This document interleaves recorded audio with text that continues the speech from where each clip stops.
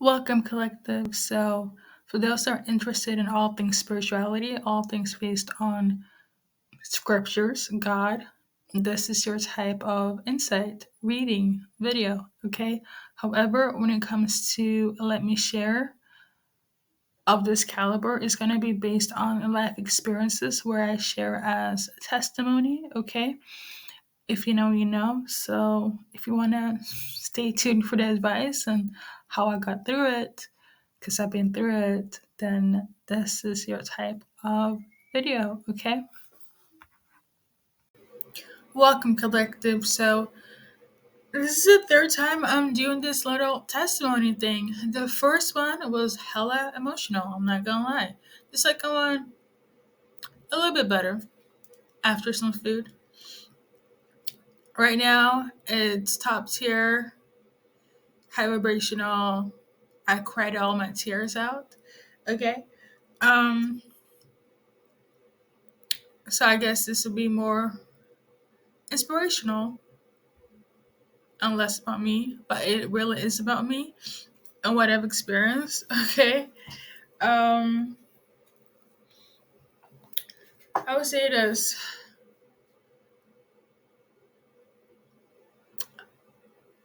One thing about the Lord God is that he might not always be showing out at all the times in your life through the trials and errors, through the tribulations and whatnot. But one thing about the Lord is that he's always on time. One thing about God is always on time. And when your heart is out there and the tears be falling and they are falling so deep where it's like you have hit your breaking point, the wonders of the Lord manifest so fast. And this is one of those times. Personally, in terms of how I experience things, I always see it from the perspective of um, there is a reason for this. There is a bigger purpose. It's really not that deep. Um, and it's kind of sad, but I kind of clump that all in, whether it's mentally, physically, conditions, abuse, all of that, in the sense of my reasoning and peace of mind. I always see it that there is a purpose, a reason for it. Now, I've come to learn over the course of my life that some things are not supposed to be inevitable. Okay, not everything, you know, all things can be inspirational, right? But not everything is supposed to be an experience, okay? As in, it can be avoidable. Um,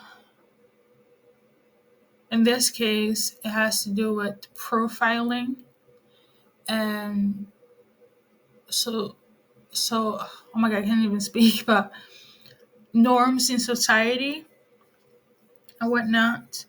Uh, Let me just be spiritual for like 1 minute. But a lot of empaths, spiritually inclined people, they tend to face a lot of backlash when it comes to society, the matrix, people that don't know how to reason or connect with their higher self, intuition, or God. Okay? Um, it is much harder for certain groups. I'm not gonna lie. Certain demographics has it harder. Um, and I'm somebody that's a part of a demographic that had it harder, and add on top of that experiences outside just who I am and the color of my skin. um, the experience of adding on to exterior stuff outside that. So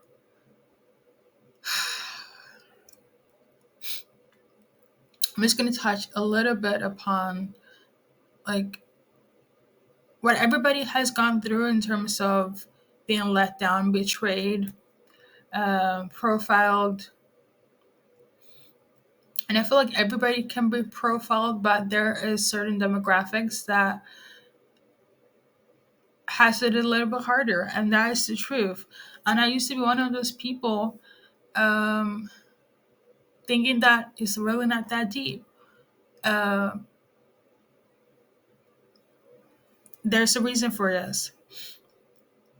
Now, it's so funny. I only apply that mindset when it comes to myself because I'm very much um, a humanitarian in terms of how I operate in life. So, if somebody were to go through what I've gone through, my voice would be loud, okay, and unapologetic.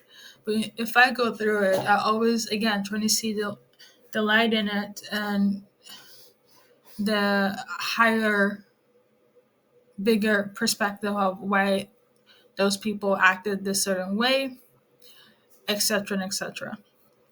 One of those cases today was, um, well, I'm an unemployed on paper, okay, in this matrix.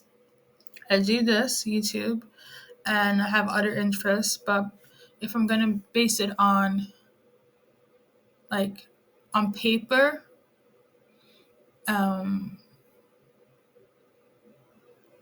it would simply be unemployed. Okay. Despite me doing this, as I was about to go on this new journey in my life, new chapter of getting help with unemployment, um, and the funny thing is that I have credentials and my resume is 1010. I have had job experiences all the way to I was 13. Okay. I am 32. So it's not like I am in a space of being inadequate. Okay. That's not the situation here. And for a long time, again, I was just figuring, well, the pandemic happened. You know, a lot of things happened during the pandemic and or that season. And I was affected by it alongside other things that was very traumatic. Um, Actually, more traumatic than that uh, on some health stuff. And even during that time, I faced a lot of profiling, discrimination from people that's supposed to be my support system. I'm talking the medics, I'm talking, for instance, like government, and to this day, the unemployment office. So, and it's so funny because at one point I also worked at the employment office. So I digress. Um, I went in and we set up all the documents. Lord and behold, I see paperwork when it comes to me because you always do like a whole background check on, how's your mental, physical health, and this, that, and the third, and they take notes, and they register it in the system, right? And I see documents that are fables, inaccurate, doesn't even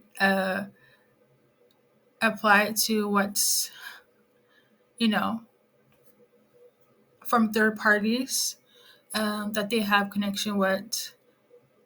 And Lord and behold, they probably definitely did not get my consent um, when it comes to those records during those times. So I was here saying that what's on this record from 2019 is not facts. Okay. And the funny thing is that even if, let's say they were facts, you have resources and third parties where you can go to reason with this, fix this, mitigate this.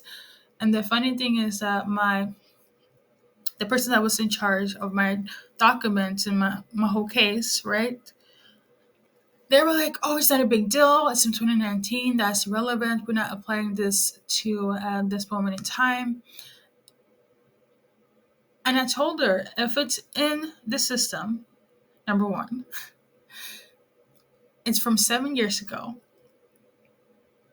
If it's not relevant, why is it still in the system? You know, if you're not going to bring it on into 2024, why is it still there? And the funny thing is that she was like, well, that is just, she said something about how because it was written by a man. I've had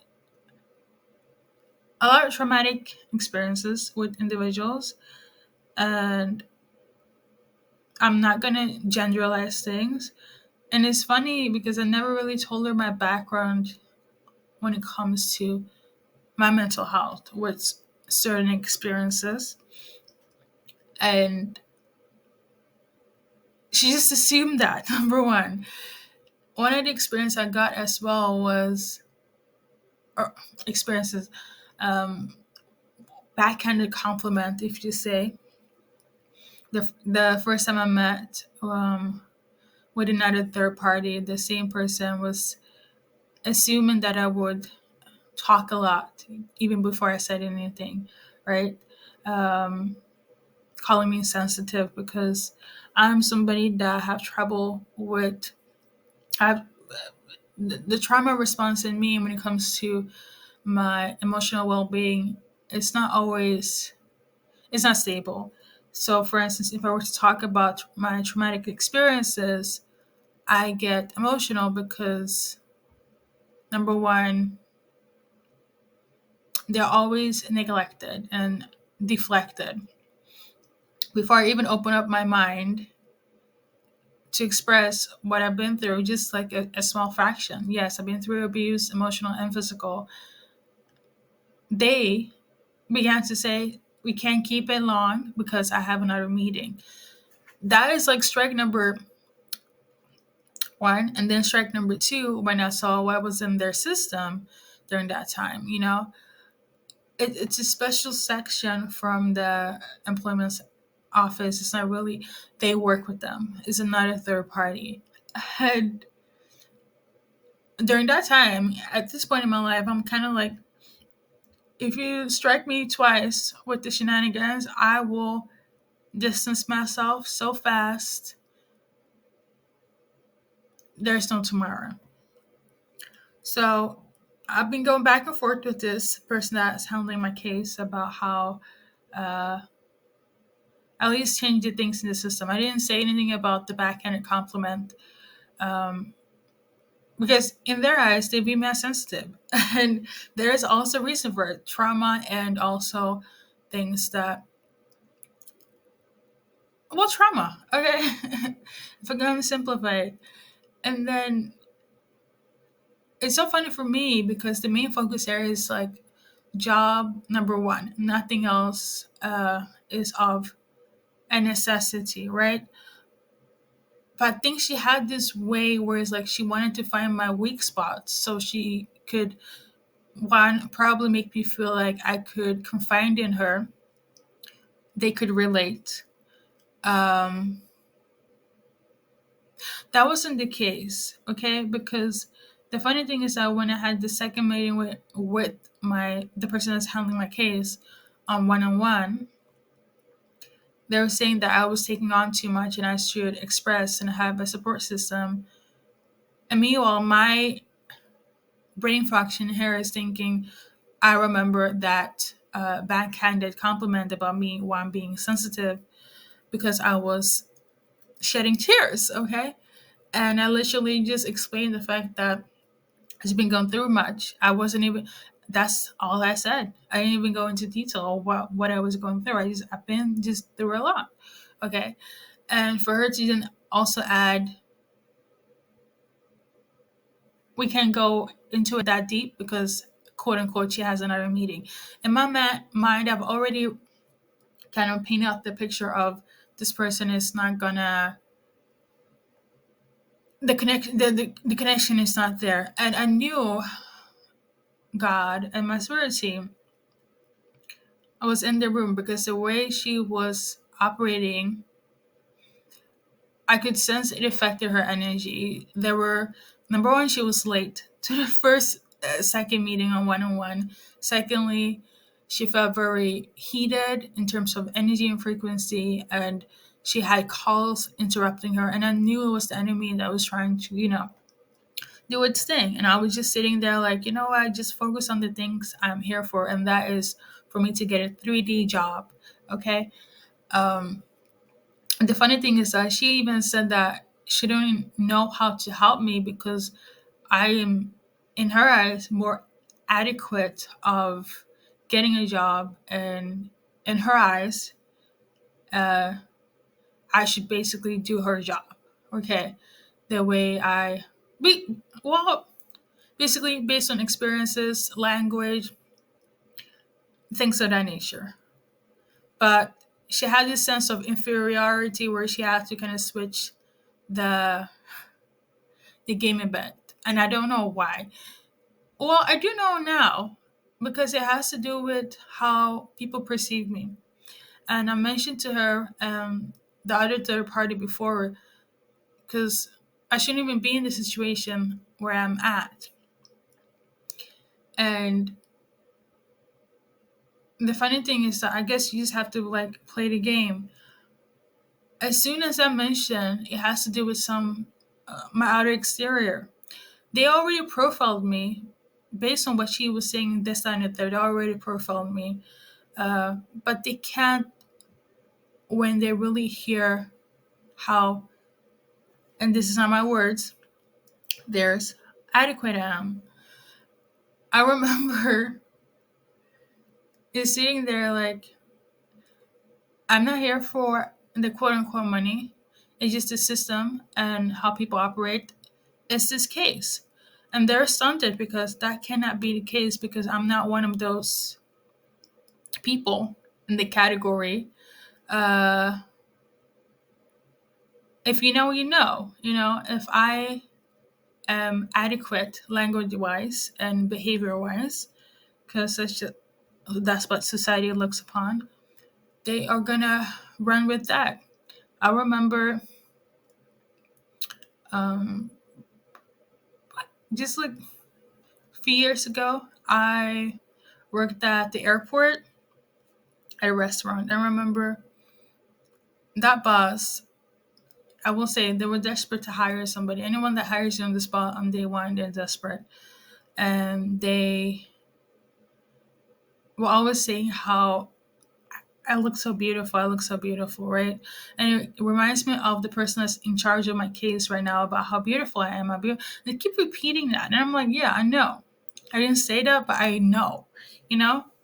I don't know if that is the reason for it, but I remember when, uh, my boss was saying how beautiful I am and this and the third, and was saying that I was like, again, assuming that I was in like some sort of foster care system because I didn't work for a while. Meanwhile, I told them I had medical issues and this is why I didn't work. And they're here assuming that I was in some sort of foster care system, knowing darn well what I said in my, uh, little interview. So, again, pre assuming stuff. I would say I quit that job because they were just putting too much on me at the airport. And the way this boss did not want to pay me for the days that I worked there was just unbelievable. Even as a country as Sweden, as elevated of a country. Luckily, there were people that were in the same demographic that understood where I was coming from. And they had this thing where it's like, if I had, if it was like paperwork stuff, I will have to be switched when it comes to who handling what. But when it comes to, uh, easing me, giving me too much of my load. They will bring people of the same caliber so I won't feel overwhelmed. I don't know why that was the case because, again, you would probably be like, and at the time it would be like, that's not really that deep. It really probably isn't. Fast forward to today, and the person that was in charge, she was here saying that, first of all, where my parents are from, um, ethnicity wise, how she switched that with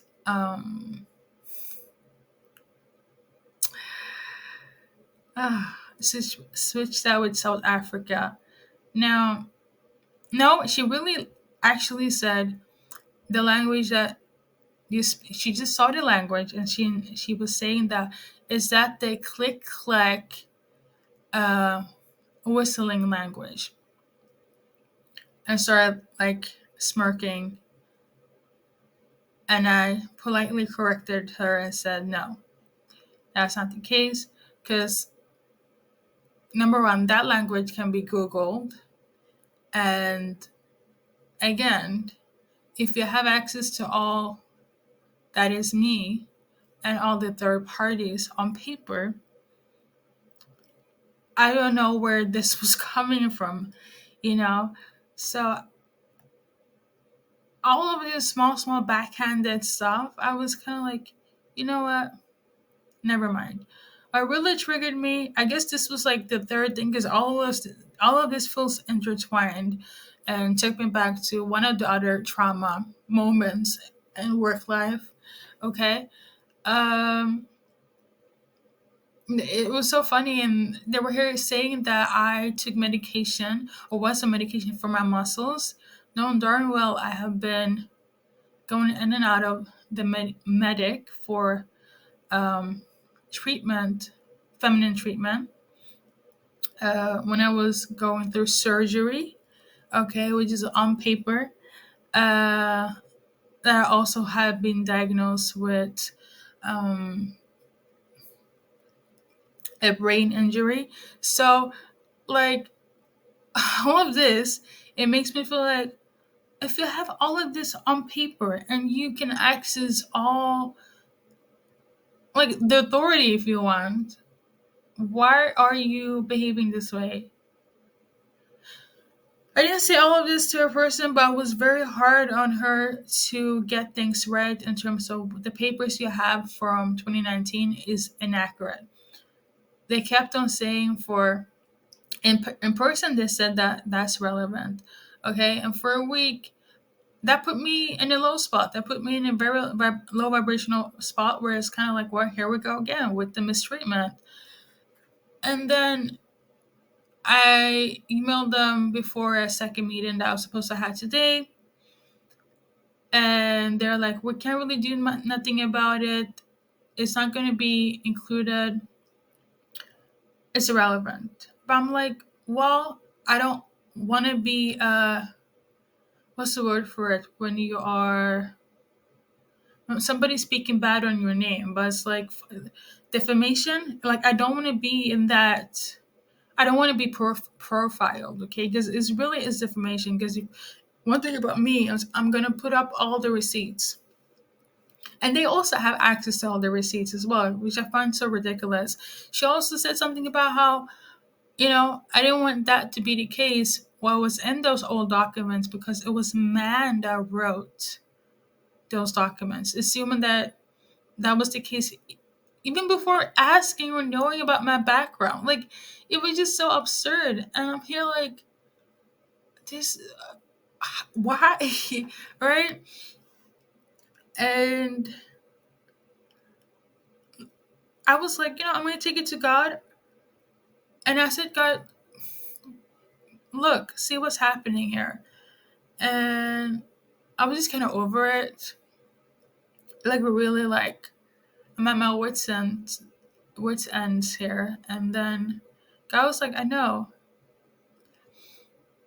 I get a call from the person that's supposed to handle my like resume. She couldn't deal with me, or not in that sense, but she had to cancel our meeting because something happened to her. Her son was sick, and then the person that was in charge of my unemployment case, she didn't even know. But I told the person that I was supposed to have like a resume meeting with, that can you please just tell the person in charge of my case that I don't like when documents are falsified. And in this case, how they put it is almost like they're trying to blacklist me. How can you put somebody that has literally on paper medical conditions saying that I was on medication for my muscles when I don't even have joint or muscle pains? Like, on paper or said it verbally, like, it didn't make sense to me.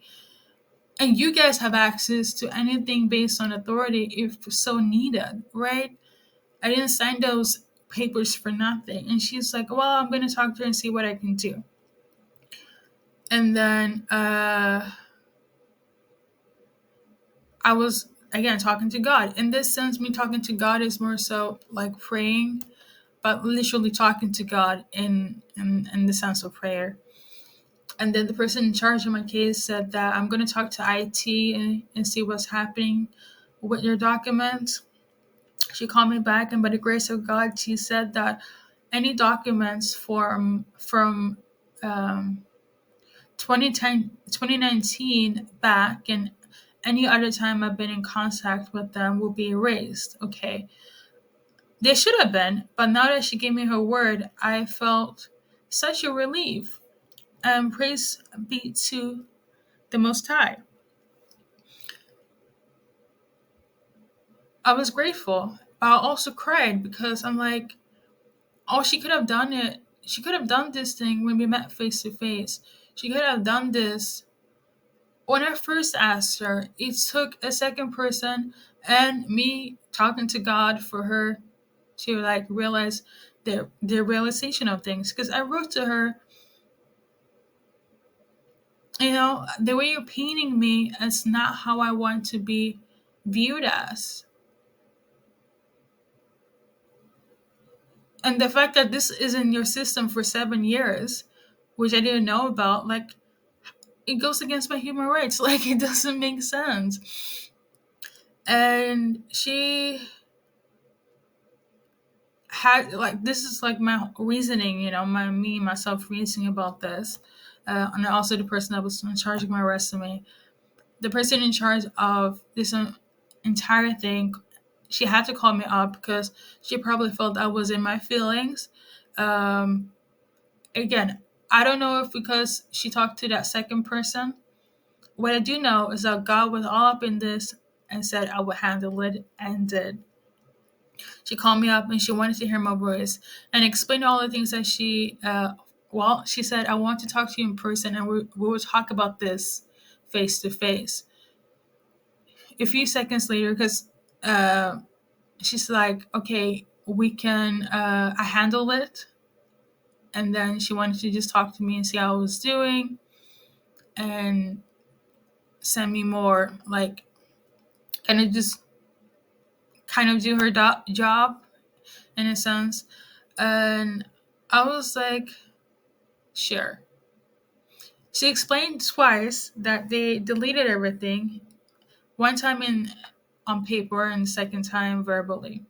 Because I told her, like, just imagine you go into a workplace or any place and you're supposed to get support, and they've already profiled you and deemed you as somebody that you're not. How can you feel comfortable? Like, why are you helping me when you're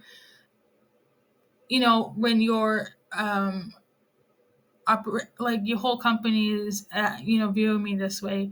And I feel like a lot of people have been going through this, specifically people that is in minority. And for me to be a little bit extra, I feel like a lot of this also happens generally to people that are spiritually inclined or that are really a part of the matrix, like that, the quote unquote spirit babies, where we go through a lot of ups and downs with how society operates because they're trying to test us and make us kind of fall to their same level and that same vibration. but not today. Today, God is all in the midst of it and said that, you know what? Even if we're here on earth, spiritually, there's always going to be a hierarchy. But it's not going to be a hierarchy in the sense of we're going to be on the bottom anymore. God's people are going to be at the top, and that's what it is. Okay? And God made sure of it today. I cried because I don't remember if I mentioned it, but I was shedding tears because for the first time in a long time, and it is a trauma response. Anytime somebody supports me, I get so emotional and so vulnerable, even though it wasn't my right to get support. And again, some people be like, it's not really that deep, but when you have been done so wrong your entire life, right? Everywhere, you just gonna think that's the norm. That's not the case. So when God really come through like that, I'm in my feelings. I really am. Um Now, I will say this, I probably put some words there that really opened their eyes. Because I could sense energetically that somebody felt some type of way. But at the end of the day, that's not my problem because I know what's going on frequency wise. It's so funny. I went back to being in my trauma mode where I even apologized for saying I was too much for something that they did wrong to me. And that is a trauma response. So like, for instance, if can you tell I've been to trauma or a narcissistic type of vibe of relationship or not? But a trauma response is basically somebody do you wrong, right? Abuse you mentally or physically. And whether you fix it with them or not, but you somehow take it upon yourself to make it your fault, right? When they're in the wrong in the first place. Yes, it's gaslighting, but you're responding to saying that, oh, sorry, hopefully I'm not too much, or, maybe I should have done it in a different way, trying to minimize your um, experience. It's a trauma response. So when I did that, I will say my higher self feels some type of way. Like, why am I apologizing for something that they did wrong? Or trying to excuse or minimize. The funny thing is that because I know God is in the midst of it all. The person that was in charge, the handler, she was like, "Oh no, that wasn't too much. That was just right, or that was just like, that was, it wasn't too much. It was just um, medium." If I'm gonna translate it into sweet English here. So yeah, she also wants me to work at L'Oreal, but that's a different story.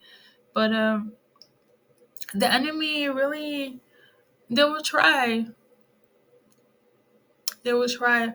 At the end of the day, if God is a successor and have overcome, nothing is gonna stop you from being on that same wavelength of overcoming and winning. Because if God says so, then it is so. Um, on that note, thank you for stopping by. Thank you for listening to this lengthy testimony. Um, and a little bit about myself. I would say this though, you might feel like God is taking a long time, but He's always on time. Okay? And not for you to test God, but I would say this though, when you are in tears and God knows your heart, He's there at the speed of light, beyond, okay? So, take what you want with this. Hopefully, it's going to help somebody. Somebody will resonate or not, but this is some part of my story. And with that being said,